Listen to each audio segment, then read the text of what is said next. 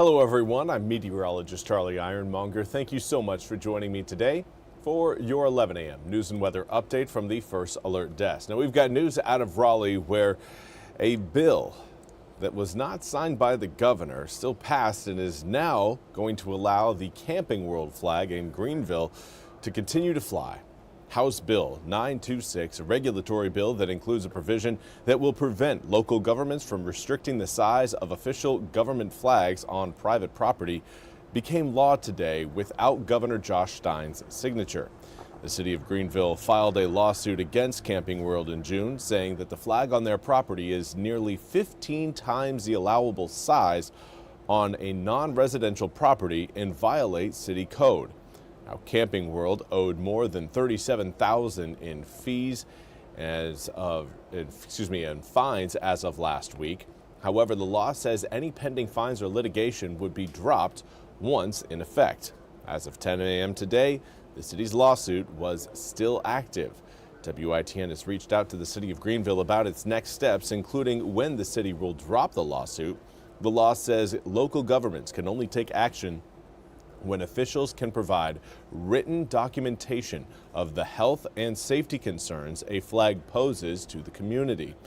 If the reason for the action is traffic related, the Department of Transportation will make its own evaluation. And we now want to turn our attention to the Himalayas, where hundreds of hikers right now are stranded on Mount Everest. About 350 hikers had reached a meeting point in the Tingri country, and rescuers were in contact with another 200, according to the Chinese media. Now, the hikers were trapped at an elevation of more than 16,000 feet. Mount Everest is about 29,000 feet tall. A hiker who rushed to descend before snow blocked the way told Jimu News that others still on the mountain told him the snow was 3 feet deep and had crushed the tents. Hundreds of rescuers headed up the mountain Sunday to clear paths so that trapped people could come down.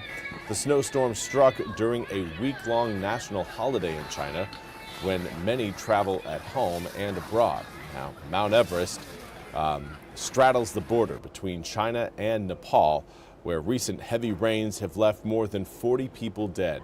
Climbers attempted to scale the world's tallest peak from base camps in both countries. The base camp for climbers is separate from the tourist camp where hikers were trapped by the snowfall.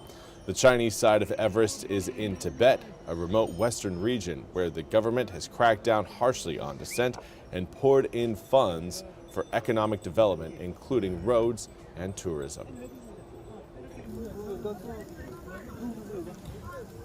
And now we want to turn our attention again to your weather forecast. Everything here is looking pretty nice. We do have, again, some sunshine out there today, but a little bit more humidity than what we had last week.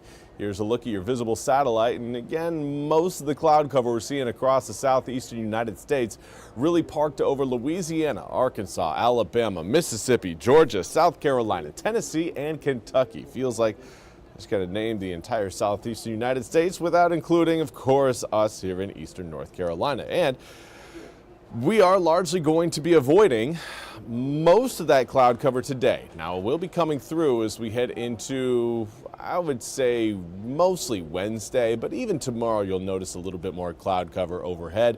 The few clouds that we are seeing right now, not really giving us any sort of real rain threat at this moment. It does look like there's some green showing up over Sampson County. Not to worry. That is just what we call anomalous propagation, atmospheric noise, just radar beams getting bent down towards the ground. And that means that, well, okay, it's picking up some trees and making it look like rain. No actual rain coming down right now. We've got 79 degrees in Greenville, southeasterly breeze at 3 miles an hour. Beautiful view overlooking Pitt Greenville Airport. Air temperatures, most of us in the mid to upper 70s, a few of us already sneaking into the low 80s. We've got 80 degrees in Swan Quarter as well as Edenton, 82 in Stumpy Point. We've got 79 currently in Greenville, Washington, Kinston, and Beaufort. 78 showing up in Williamston, Hatteras, New Bern, and Jacksonville. 77 right now in Rocky Mount, Goldsboro, and Kenansville. Overall, a fairly comfortable day today. But with added humidity rain chances will start to increase here over the next few days. We'll see rain chances peak coming in on Wednesday afternoon to Wednesday evening, and that will bring about a little bit more of the winds that we are not really seeing today. More of a 5 to 10 mile per hour breeze out of the east-northeast currently. Coming up this afternoon, I don't think we're going to be seeing too much more of that breeze pick up over the tail end of the day. Humidity, though, right now mid to upper 60s. A few of us still in the low 60s for those dew points, but the higher those numbers get, the better the odds are we're going to be seeing widespread rain as that front rolls in, coming in on Wednesday. That's going to be Wednesday afternoon to Wednesday night. Overall, again, things are looking good for today. Decent for tomorrow, but then we'll get back into our wet and rainy ways coming up for Wednesday and then the start of Thursday. A lot of those rain showers, again, are going to be caused by this massive frontal boundary you're seeing further back towards the west. Don't read too much into the separation of those systems. The one over the Gulf and then the other one moving over the Great Lakes, extending down over parts of Kansas, Oklahoma, and Texas.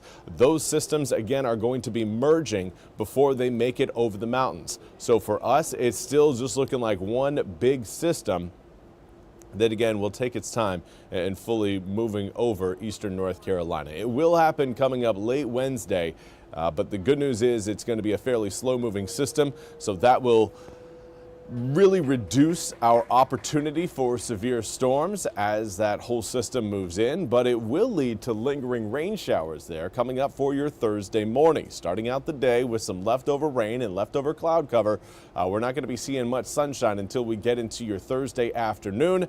After that, we'll see air temperatures kind of hold in the mid to low 70s thanks to additional rain trying to show up near the coast for both Saturday as well as Sunday. The entirety of Mumfest could again be featuring a few light scattered showers around the area. But that's all we have time for today's 11 a.m. news and weather update from the First Alert Desk. I want to thank you all so much for joining me.